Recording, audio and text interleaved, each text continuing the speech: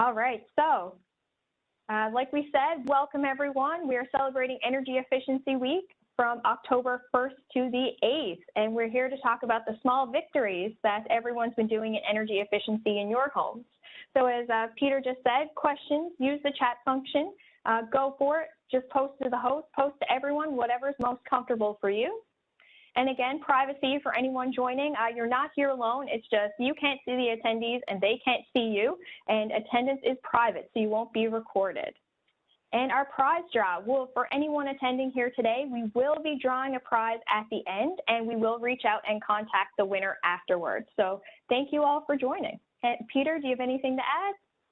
So the prize draw, we talked about the main ones on our website, but this is a separate one, correct, Kaitie? And people don't need to register for the prize draw for this particular session? That's right. All they had to do was attend this webinar. Correct, Peter. Nice. Excellent. Yes. And I suppose you're all wondering, maybe if you didn't know who we were, we are takeCHARGE. And takeCHARGE is a joint partnership between Newfoundland Power and Newfoundland and Labrador Hydro. And we're here to bring you rebate programs, education, tips on how to save energy in your home, energy in your businesses.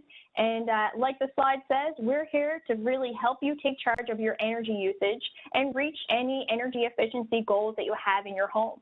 So that's what we're here for, and we're excited to get this started. Absolutely. So most people are interested in saving money when it comes to saving energy. That's what really drives many people. But there are a number of other benefits to energy efficiency and saving electricity. There's convenience that can come into play, and there's also comfort in your home largely. And so when they all come together, it makes for a great situation. I can think of one really good example, and that would be a programmable thermostat. So it allows you to save money because it'll set back the thermostat at night and then turn it up in the morning before you get out of bed. So your house is preheated. That's very convenient. You just set up the thermostat and then it's going to do that for you automatically. So it saves you money, gives you the convenience. It's also going to give you comfort because, again, it preheats the house before you get out of bed in the morning. And digital and programmable thermostats are very accurate. So that also enhances your comfort because you don't get the temperature swings that we would have with the older dial type thermostats. The temperature might go up 2 or 3 degrees and then it turns off the thermostat, and then it might drop 5 or 6 degrees from there before it turned the heat back on again. These digital and programmable thermostats are extremely accurate. So they really build comfort right into your home because the temperature is just maintained so nicely. There are certainly other technologies that provide the same sort of options, and we're going to touch on some of those in our presentation today. I'd like to give you an overview of where the energy goes in your home. It's nice to see, where the pieces of the pie are, so to speak. And we're looking at 2 houses here on the screen. The one on the left is an electrically heated house. It shows you that about 55% of your electrical energy goes to space heating. We talked about the fact that we're getting into the heating season now, and we'll see energy use start to increase because over the whole year, about 55% of all the electricity you use goes for space heating. The next big piece of the pie is for appliances and electronics, and it comes in at about a quarter or 25% of your total energy use. Next, it's hot water heating at 15%, and lighting is that final 5%. Things will vary from house to house. Some houses, I had 4 boys growing up. Some of them have moved out, but when I had 4 boys, they were showering every day. Our hot water usage, I think, made up more than 15% of our total usage. So homes vary depending on how many people in the house and any number of other factors. You may be curious about the house on the right. That's showing a non-electrically heated house. Typically, that would be an oil heated home. So in this case, we're just looking at the electricity energy, and it breaks out a little bit differently, but about 55% of that house's energy use goes to space heating, same as the electric heat, except that's oil, or maybe it's wood.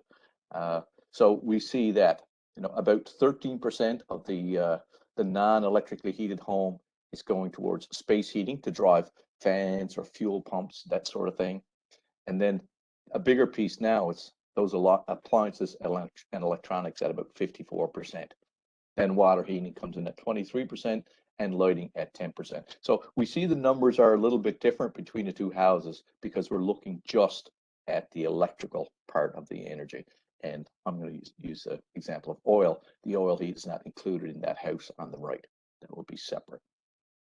And it's nice to put things in context and in perspective so that we can get focused on the big pieces of the pie where we can get the biggest return for our investments. Yeah, that was great info, Peter. And just for anyone now joining us, your attendance is private, so you can't see any more of the attendees and they can't see you. So feel free to post any questions that you have in the chat. If you want them to go privately, just shoot them over to the host or the panelists, or you can put them out to everyone. That's okay too. And for anyone now looking to enter in our two $250 energy efficiency prize pack draws, the link is there in the chat for everyone to see. And just starting in our quick ways to save energy that won't cost you a thing. So these are things that you can do in your home that you don't need to spend money on to save energy, which is amazing. And the first one that we're going to start with is one of my favorite ones. It's opening the curtains to let in the daytime sunlight and close them at night. And it has fabulous savings associated with it. So opening the curtains in the daytime to let the sunlight in on a nice day, say like today, at least I think it's still sunny out. I'm in a room without windows right now, but if it is and the sun is shining in, if you open your curtains and let that sun in, it heats up your home for free because sunlight is free energy. And what it does is it stops your heating system from cutting in those colder winter months, and that saves you energy in that way.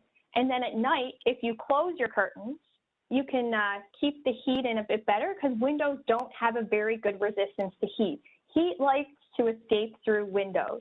So the best way to try to keep that heat in your home is just to close your curtains at night.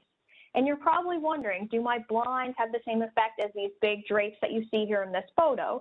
No, they won't have a similar effect to like heavier curtains that you see in the picture, but still closing them will help. But if you really want to maximize your energy savings, definitely recommend getting a nice set of heavier curtains, that's for sure. And that can save you 10% or more on heating costs, which is amazing. Yeah, absolutely. It does make such a big difference.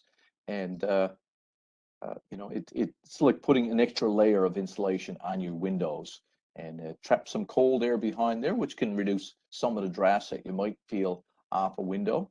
One of the things that you may see as you close the blinds at night or close curtains is that in the morning when you open them up, you have a little bit of condensation on your window, maybe a little frosting over the window. A little bit is not a problem. If you start to get water beading on your window because of that situation, then you know that's not good, and you need to look for some other solutions. If the window or the blind fits very tightly over the window and air can't go in the top and leak out the bottom, that tends to be a better situation.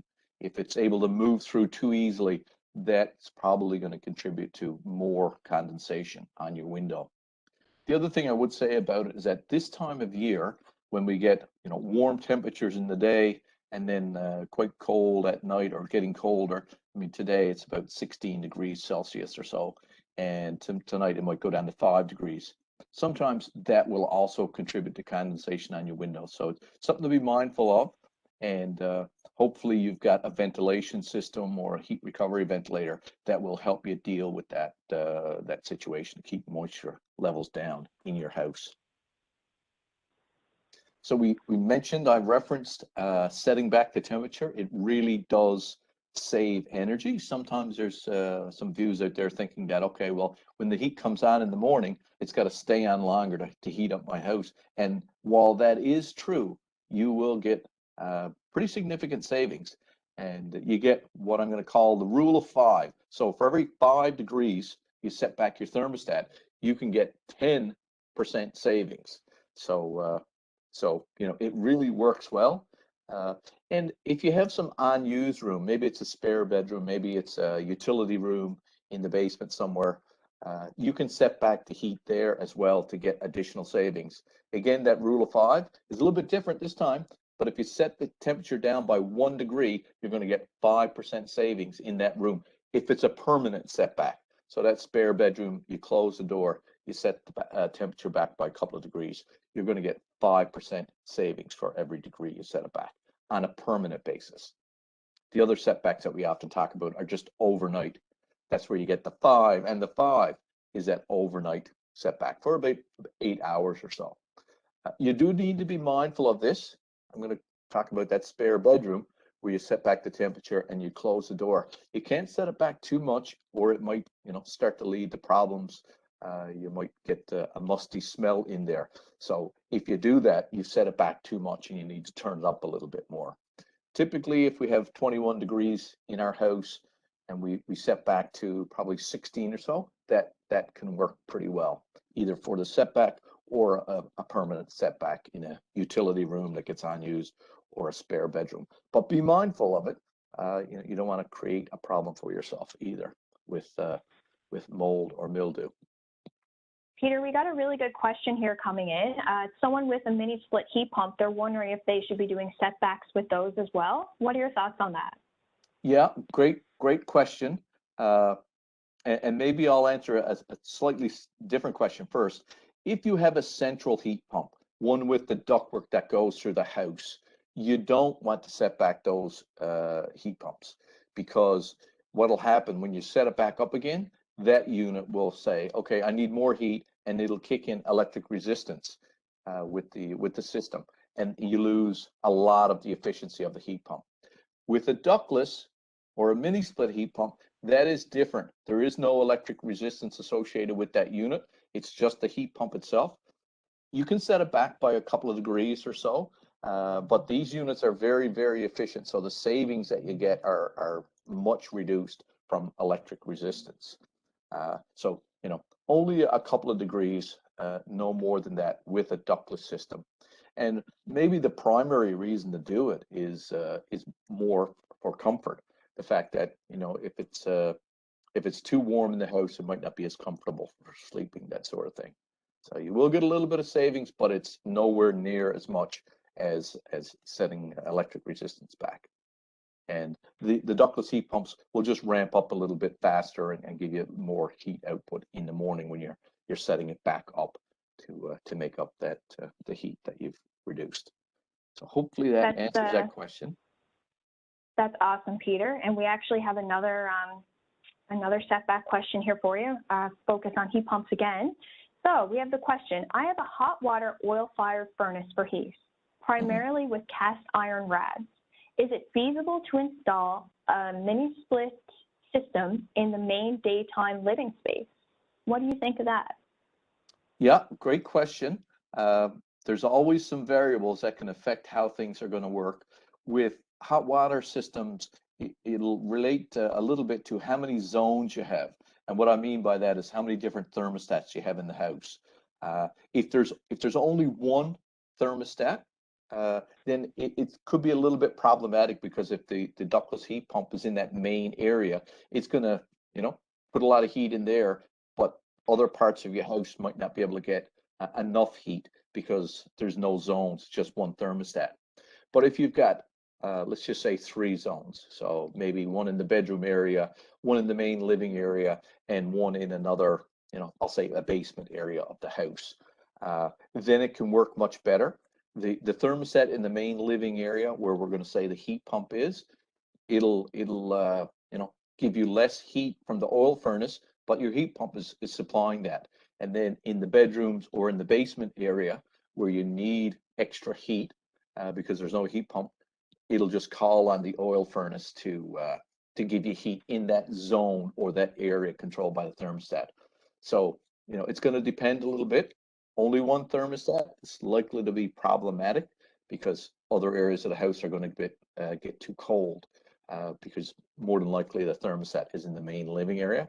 If you've got multiple zones, then it can work out pretty well for you. Oh, that's great, Peter. Thanks for that answer. Okay, good. Any more questions? By all means, please post them if that's unclear or you want a bit more information. One of the other things that we can do to celebrate a victory when it comes to energy is washing clothes in cold water. It really can make a big difference. Most of the energy can go to hot water heating, and our estimate is that you can save $175 a year or more if you're washing in cold water compared to washing in hot water. So it makes a big difference. Most of our surveys with customers indicate that the majority of people do wash in cold water, wash clothes in cold water. So you're doing the right thing and you're getting big savings. And of course, most detergents are going to give you a really good result in using cold water. So makes a big difference. Keep up the good work. And another fabulous thing to do for an energy efficiency victory is installing some high performance shower heads or a performance shower head in your mostly used shower. And what this does is it reduces the amount of water that comes out of the shower head while you're showering. So I guess some of the older models of shower heads actually do 2.5 gallons per minute or more of water, which is a lot of water. And these new high performance shower heads actually can use 1.6 gallons per minute or less, which is amazing. So it's a great thing to do, great thing to install, and we're saying you can save about $35 a year by doing this. And another thing you can do is take shorter showers. That's a great way to just reduce your energy usage. If you're getting long, luxurious showers and you think you can cut that down, then by all means, go for it. I know I was getting, I'd say 10, 15-minute showers, and I've been able to reduce my showers down to 8 minutes. So for me, that's a victory. 8 minutes is as low as I can go, though. But if you can go lower, even better. But it's a really great thing to do. So installing high-performance shower heads, and they've come a long ways over the years. It really doesn't restrict the pressure of the water anymore like they used to. You still get that really nice, strong flow from the shower head. So definitely recommend to do it. And we have our instant rebates campaigns on right now at participating retailers. So you can get up to $15 off high-performance shower heads at select participating retailers, and that's amazing. So it's the savings are even better again. Yeah, for sure. Just for viewers' information, the Canadian average is 8 minutes per shower. So you're right on average, Kaitie, at 8 minutes. Woo! That's amazing. It is so, yeah. And I'll share some of my own personal experience again. I mentioned there were I had 4 boys living in the house, of course, my wife and myself. There was a lot of showers being taken. We had a 40-gallon hot water tank with high performance shower heads, and I'm convinced that if we didn't have them, there would have been a lot more cold showers if you happen to be the 5th or 6th person taking the shower in the morning. So it gives you energy savings, and if you ever run out of hot water, it may be because the shower head is just pouring out too much water. And as you mentioned, Kaitie, the new energy efficient shower heads are really designed to give you a nice flow at a lower flow rate. So give them a try. It really is worth it, and you can get some really good savings. I tend to think that $35 a year is probably on the low side, depending on how many people you have showering at your house. For me, it was. Peter, we've got a question there as well. I don't know if you can see it. I'll read it out. Yeah. What are your recommendations on the most efficient operation of a heat pump overnight? Some vendors have recommended continuous operation in fan mode when you don't need cooling or heating. The reasoning for this recommendation is mainly attributed to the high starting current of the fan motor and the higher energy required for the initial work. What are your thoughts on this? So going back to, I guess, the initial question, the recommendation on the most efficient operation of a heat pump overnight. Yeah, so there are kind of 2 parts to that question. The issue about inrush current for the motor or the fan, that's really a non-issue. That is not going to affect energy in any real way. It's quite insignificant.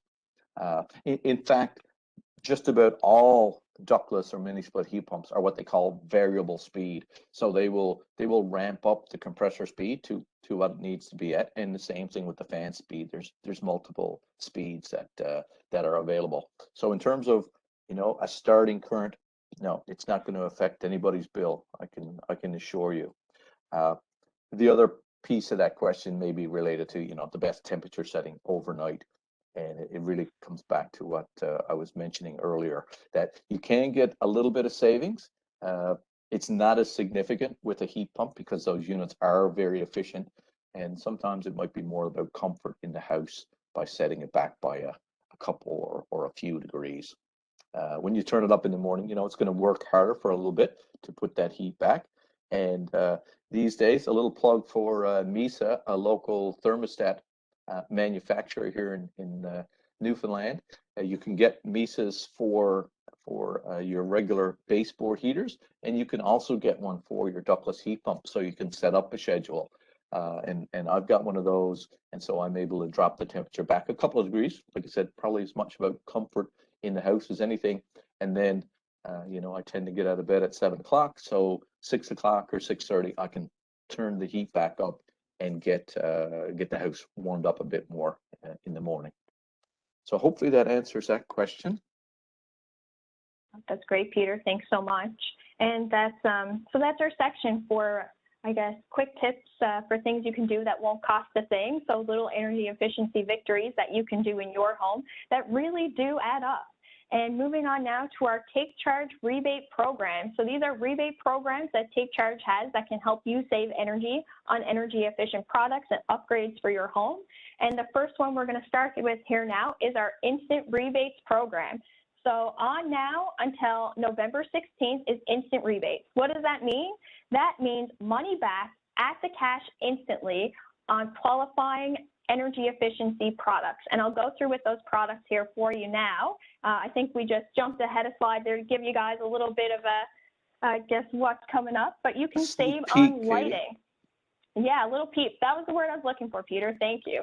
But yeah, you can save on lighting products. So as you can see there, you can get $5 back on LED light bulbs, timers, motion sensors, dimmer switches, and even light fixtures.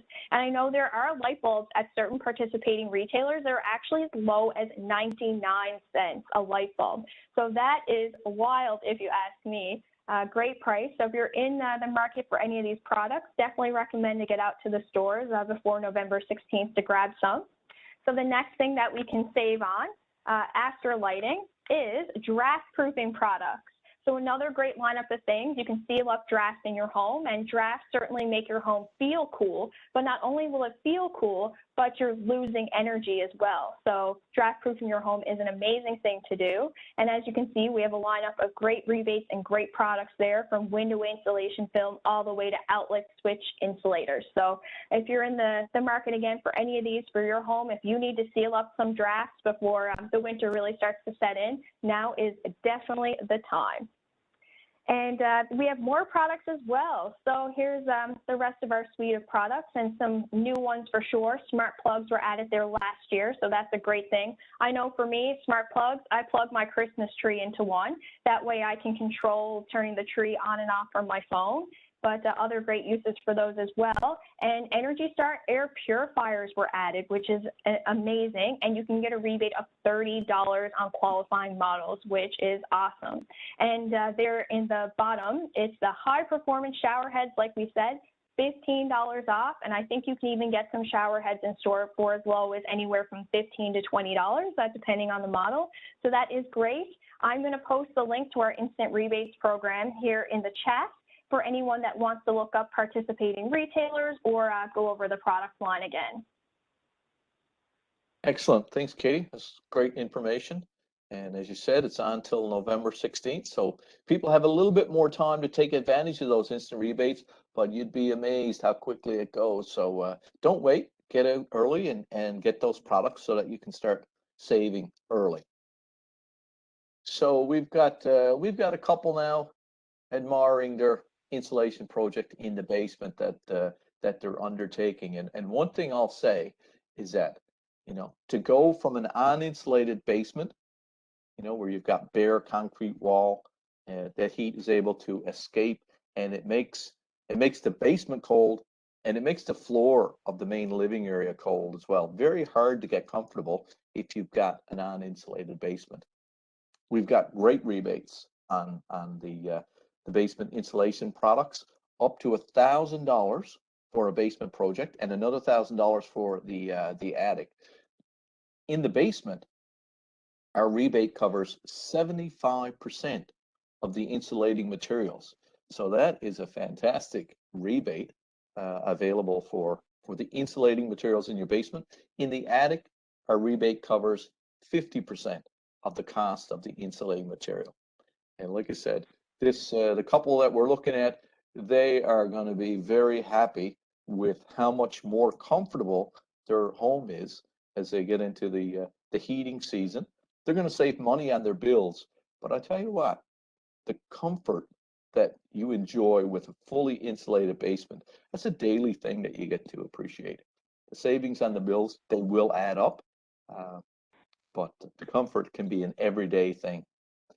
We do have an insulation calculator, an insulation savings calculator on our takeCHARGE NL website that you can use to check out how much savings can I get by insulating the basement or by adding some more insulation to my attic. So you can come to our takeCHARGE NL website and look for it, or if you Google takeCHARGE insulation savings calculator, you will you'll find a link to it fairly quickly that way as well. So I've also posted it there in the chat for everyone as well. For anyone attending the webinars, they are on the side for you. Excellent. It's really helpful. Kaitie, thank you very much for doing that. And here we've got a gentleman, you know, next to his programmable thermostat. The comfort is almost as nice as the savings. And again, these digital and programmable thermostats maintain a very, very steady temperature. You know, I'm a bit of an energy geek, so I know that it does that by turning the heater on and off fairly quickly. It's constantly checking the room temperature. If it needs to turn on the heater, it'll turn it on for, you know, as little as 30 seconds to make sure that it's matching the heat requirement in the room. When you get these digital and programmable thermostats, what you'll find is that your baseboard heater stays warm a lot. So as you get into December, January, February, you go over, if you put your hand on the heater, be careful. It typically is not too hot, but be mindful. The heater stays warm, and it's warm almost all of the time. And that's because the heater's coming on pretty frequently, but it's shutting off frequently as well. And that's how the thermostat is able to maintain that very steady, comfortable temperature. With those programmable thermostats, you can get $10 back from takeCHARGE. If you buy just a regular digital thermostat, so not a programmable, you get $5 back on the cost of that, and they will both maintain that super steady temperature. So it's one of our most popular programs.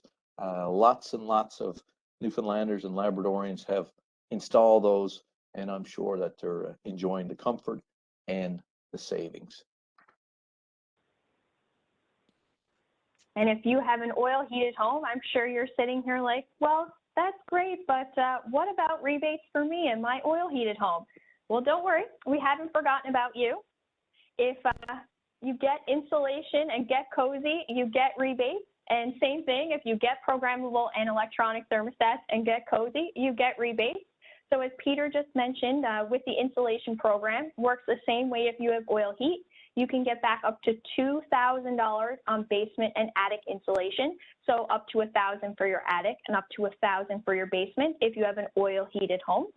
And you can get back up to $10 for programmable thermostats and $5 for every electronic thermostat that you install for oil heated homes as well. There is a minimum amount of oil that you do have to use in your home. I do believe it's 1,000 liters. And if you do have an oil heated home, you know that that really is not a lot of oil.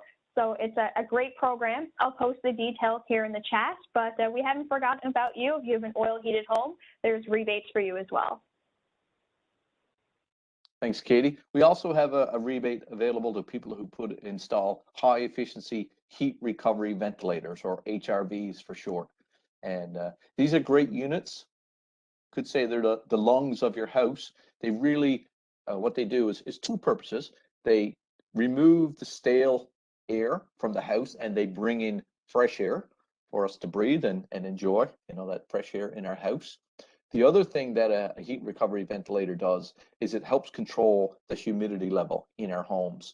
So, with cooking, showering, other things, the moisture can build up in our very energy efficient and tight houses. So we have to be able to control that. And so the heat recovery ventilator is the piece of equipment that does that in our house by bringing in fresh air. And as it exhausts the stale air and more moist air, that's why it's able to reduce and control the humidity level. Some people wonder about how should I use the humidistat, and it's kind of the opposite to a thermostat in that when you turn it down, so if you turn the humidistat down from 60% relative humidity to 50%, the unit's going to work harder. It's going to bring in more fresh air because what it's trying to do is bring in enough fresh air to reduce the humidity level in the house. So turning down the humidistat on an HRV is going to cause the unit to work a little bit harder, bring in more fresh air. Some people are concerned about, how much is it going to cost me to do that? And I guess there's two responses to that question. One is that you really need to have fresh air in your house and you need to control the humidity level. But just to give you an idea, it's probably around $30 a month to run that, full time, to bring in that fresh air because you got to reheat it. It recovers a lot of the heat. The most efficient ones are going to recover probably about 80% of the heat that would otherwise be exhausted. So, it does a good job of doing that. But again, on balance, when you look at it, it's going to cost you about $30 or so per month for your typical, bungalow. So get back $175 for a qualifying unit. Most people are going to deal with an HRV installer. They would know the units that qualify. And the other question that some people might have is, should I go out and replace my unit now because it's maybe it's 15 years old or getting older. And our advice is that when your unit needs to be replaced, that's the time to get the more efficient unit. If you've got a unit that's working and doing its job, then it's not really worth spending the money to go out and replace what I'll call a good piece of equipment, a working piece of equipment. But when the time comes and it's starting to act up and maybe it's in need of repair, now you're thinking about it, that's the time to get the energy efficient heat recovery ventilator. Oh, that's all great, Peter. And we've got a really good question there as well, a super important one. Is the HRV rebate only a one-time deal? The answer is no, but I'll let you elaborate. Yeah, that's right. No, so this is a rebate that's available for people, every day of the year, so to speak. It's not a limited time offer, so it'll be there for you when you need it. And yeah, hopefully that answers that question. And a follow-up question, if they replace the unit, can they claim the rebate if the former homeowner claimed the rebate on an HRV before? Yes, if it's a new HRV, then they should be able to get another rebate, if they're putting in a new piece of equipment, as long as it's not the same unit. Hopefully it lasts. And I will, of course, I'll post the details to the rebate program here in the chat so everyone can see it, because there is qualifying models and you do have to choose an HRI qualified installer. So just pop on our website before you do upgrade your HRV. That's a couple of great points, Katie. Thank you very much. Yeah, it's got to be the right unit, one that meets our efficiency levels, and it does have to be installed by a qualified installer. And excellent information on our website that people can avail of. So ductless or mini split heat pumps, the kind that we're looking at here, the one that tends to mount on the wall. There are some different variations, but the most popular type is going to be on the high wall. That's where you'll see it. And they've become quite popular in Newfoundland and Labrador over the last 5 years or so. But the question is it right for my home? Is the money that I'm going to spend, am I going to get a good return on that? We do have a heat pump calculator on the website, so you can use that, but I'll give you some general things to consider. These units are going to pour heat out into the space, where the heat pump is located.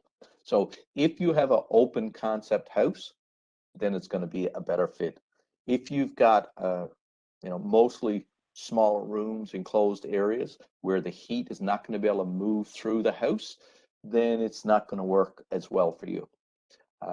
You can buy heat pumps with multiple heads. So the simplest unit is just a one-in-one, one outdoor unit, one inside unit.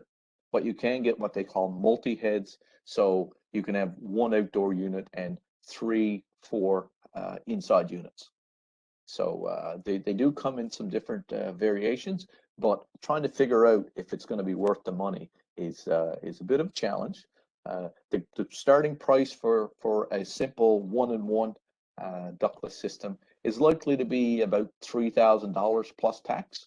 But it's like buying a car. You know, depending on the unit that you buy, it can be quite a bit more money than that. That's sort of the starting price, and that would be for a single head unit. Once you get into the multi-splits, the price goes up, and it goes up fairly quickly. So what is a heat pump? It uses the same technology that your fridge uses, in that it uses refrigeration, which is able to absorb heat from one place inside the fridge and move it outside the fridge. So it uses very similar technology. One difference with a heat pump is that there's a reversing valve. So it can provide you with heating and air conditioning when this reversing valve flips. But the units are very efficient, and the technology has come along quite a bit. And most of the units that you buy in Newfoundland that we're seeing are what they would call cold climate heat pumps. So they're specifically designed to work in very cold temperatures, down to -20 and really even beyond that. Many of them are. We do have excellent information on our website to tell you what to look for. And so again, the takeCHARGE NL website is a great resource. But thousands of people have put them in and are enjoying the benefits of the ductless or mini split heat pumps. Two names for really the same system. So we estimate that you could save about 40% on heating costs in the area where the heat pump is. So if you put it up in the living room, dining room, kitchen area of your home, and it's a nice open concept, then you're going to save about 40% of your heating costs in that area. If you've got a full basement, it's really not going to save you anything in your basement, but it's going to save you energy in the area where the heat pump is. And one way to look at it is that if you can see the heat pump from where you're standing, then it's going to be giving you heating and space conditioning in that area. But once you move far away, in other rooms and stuff, then the benefit and the savings are minimal in those other areas. So again, about 40% in the area where the heat pump is, 40% on your heating costs, that is, as well. And just maybe cast your mind back, about 55% of your annual bill is space heating in an electrically heated home. Great system. It gives you heating and air conditioning, and we do need air conditioning for a month or so a year, and so that's a nice benefit.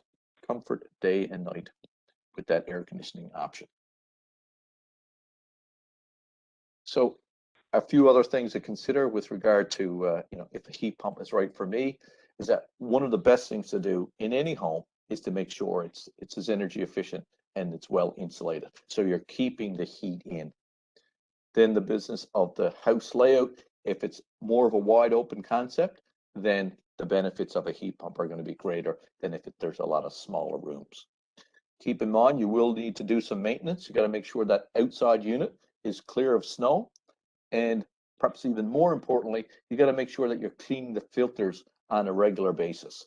So probably every month or so, you need to make sure that you're cleaning the filters, because they require a good airflow through the unit. And as the filters get clogged, the air can't flow through as well. You lose efficiency, and you can get bigger problems if it really gets clogged. So thinking about the payback, how much am I going to spend, and what are my potential savings? And that there's going to be a lot of variation there, and we have that heat pump calculator on our website that can help you figure that out based on the age of your home and how big the area is where the heat pump is going to be located. So a great resource on our website for you there. It is not a do-it-yourself job. You know, whenever you're dealing with refrigeration, there's some very specialized procedures that the installer needs to do and has to have the right sort of equipment to make sure that your unit is going to perform properly. So, you know, it's not for do-it-yourselfers. We have a financing program for heat pumps, and it requires that the unit be installed by a journey person refrigeration and air conditioning technician, as well as a certified electrical contractor. So those are the two requirements that we would look for as part of our program. And really, if you're going to put in a ductless heat pump, you should look for the same thing. We also have some performance requirements, and that will be on our website as well. So check that out. Need to make sure that it's going to perform well in our cold climate. EVs are here. Electric vehicles are here more and more, and they're getting popular. We're still in the early stages in Newfoundland, but it's great to see that we've got a fast charging network across the province now. There are about 14 units from St. John's to Port aux Basques, about every 70 kilometers or so. So, you know, most electric vehicles that are available these days have got a range of, you know, 350 or more kilometers. So deals with our daily driving requirements very well. Typically, you know, most people are driving maybe 50 kilometers a day for their commute and a little bit of running around. And the range that you can get on your batteries are, you know, 350 up to 400 kilometers is typical for new electric vehicles. The savings in fuel are significant. You know, the price of gas is quite high at the moment at about $1.50 or so. So, I mean, you'd be saving about 80% on fuel costs. There are maintenance benefits as well. There's no oil changes required. Brake jobs are much less frequent with an EV that uses what they call regenerative braking. So there's actually little generators when you apply the brakes that will charge up the battery, and so it makes your brakes last longer as well. So a lot of benefits. You know, the cost of an EV is quite a bit higher than a regular electric vehicle. So that's going to be a big consideration. Most of the industry expects the cost will come down over the next 4 or 5 years as battery prices come down. That's a significant issue with electric vehicles, of course. But it is exciting to see that they're here, and more are coming as well.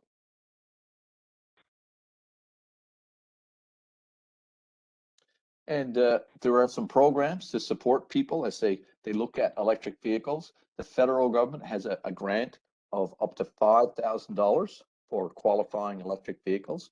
And essentially, there's a certain range that's required for the vehicle.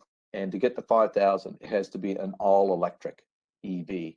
They do have a reduced rebate of $2,500 for what they would call an electric vehicle hybrid. So it would use electric batteries as well as a gas engine to propel the vehicle.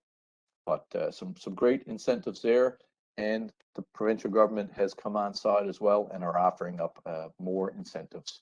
So it's another good time to be looking at electric vehicles because of the rebates that are available. It's quite exciting for sure. It is very exciting. I agree. And if you are curious about EVs and you've been thinking about them, you can go on to takechargenl.ca/EVs, and it'll take you to our EV 101 page and just give you an overview of exactly what's out there, as well as our fuel savings calculators. It's a really great tool. I definitely pop on if you are interested. And like Peter said, the federal government's offering $5,000 back on all electric vehicles. But the government of Newfoundland just released an electric vehicle rebate program as well that can be stacked with the federal rebate. So in total, on an all-electric vehicle, you can get back $7,500. And that's for individuals, businesses, nonprofits, anyone, whoever you are. And there's no limit on it. And that is until March 15th, I do believe they're taking applications. And that's on the purchase or lease of new or pre-owned. So they can be used as well. EVs qualify. Now, this provincial rebate does not include the plug-in hybrid electric vehicle. Provincial is just for the fully electric vehicles, but as Peter was saying, the federal government does incentivize both. And this program is administered by Newfoundland and Labrador Hydro. So if you're looking for more information on the Government of NL electric vehicle rebate, you'd hop on Newfoundland Hydro's website. It's amazing. So $7,500 back. It's great. So if you are curious about EVs or considering getting one, it is a good time to be looking. And I just wanted to briefly talk about the Government of Newfoundland's oil to electric rebate program. They have that ongoing right now, and it's for homeowners that are looking to switch their primary heat from oil over to electric. And this program does include mini split heat pumps, as Peter just talked about briefly, not briefly, but a little while ago in our presentation. There are a lot of eligibility requirements with this one. One is removing the oil tank from the premises. I can post a link to this one in the chat for anyone who is looking to get more information, but this one is also administered by Newfoundland and Labrador Hydro, so you'd have to visit their website for more details, and I'll post that link below. Yeah, just put it out there as well that most of this information and the links will be on our website as well. So the chat we can have there today, but you know, the information that's on our website is there every day. So you know, it's good to have that resource for sure.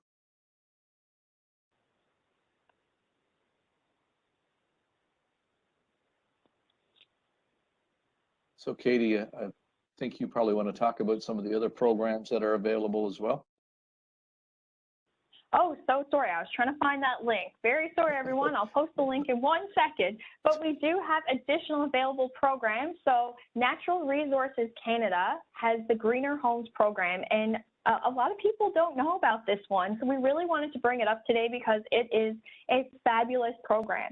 They actually offer up to $5,000 back in eligible retrofits done on your home. That's upgrades such as insulation. They do mini split heat pumps as well, thermostats. There's a whole bunch of different upgrades included in this $5,000 rebate. But the only thing is, to qualify for the rebate, you do have to get a pre and post energy assessment done on your home, and you can get back up to $600 for the energy assessment. So, and it has to be done by a certified EnerGuide. I guess, Peter, what's the word I'm looking for? EnerGuide trained home energy assessment. Yeah, and, that's right. Yeah, sometimes they get called auditors, but yeah, that's right. Yeah, it has to be, thank you. One of those trained people. Yeah, I was lacking that word, but certified EnerGuide auditor. And once that's done, you do the pre, you do, of course, all your renovations and upgrades, and then you have to do a post as well. And I can post the link to this one as well, just because there are so many eligibility requirements and stipulations to this one, but it is absolutely amazing. You can see there on the slide exactly what's included in this: windows, doors, air sealing, insulation, almost everything. So it's a really great program to look at as well. It sure is. Yeah. Yeah. And you know, people can Google Greener Homes program and they'll find the website and see what all the details are. I know you do have to register to participate in that program because it is a federal government program, but there's some nice funding available for people to make your homes more energy efficient. So great to see for sure.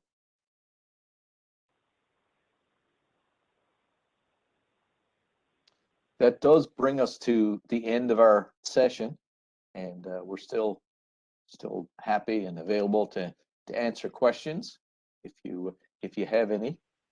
Kaitie's been busy sharing links in the chat, and that's a fabulous resource for everybody.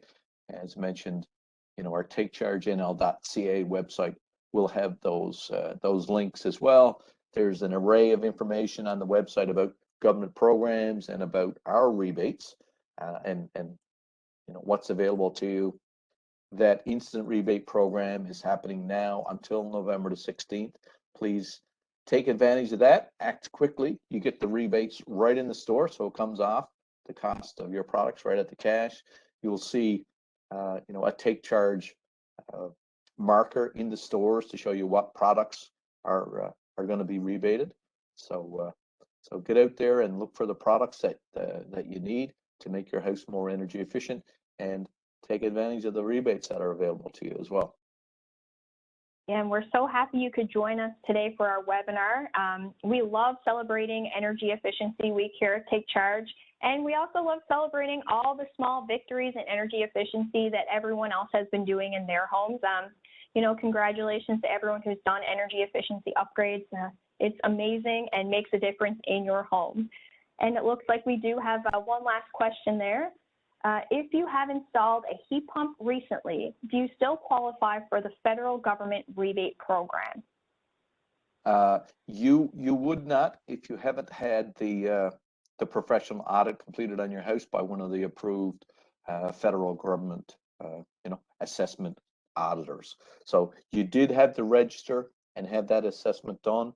I think there was a date. You could go back as far as December of last year, but only if you had the audit completed in advance as part of your heat pump install.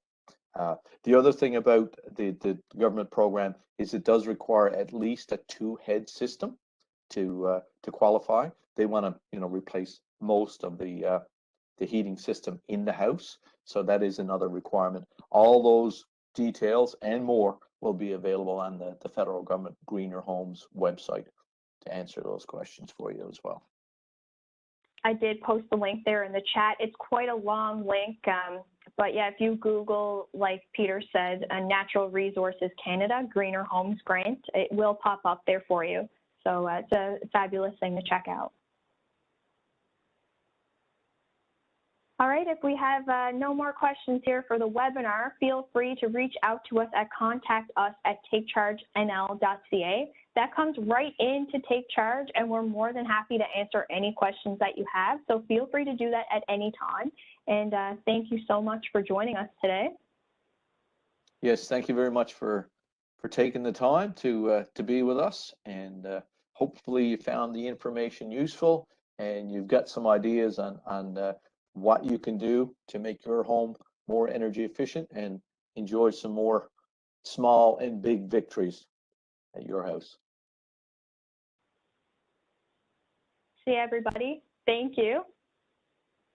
Thank you very much.